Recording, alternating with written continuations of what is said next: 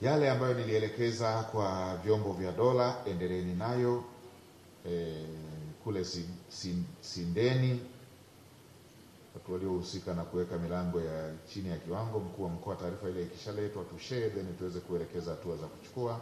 Hivyo hivyo na kwa hospitali ya Kilindi, yale maeneo ambayo tulisema tupate undani, kitu gani kilisababisha zile gharama kuwa kubwa.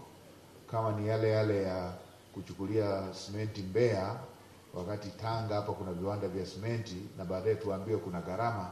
Kwa kweli uzembe wa aina ile, watu lazima wawajibike.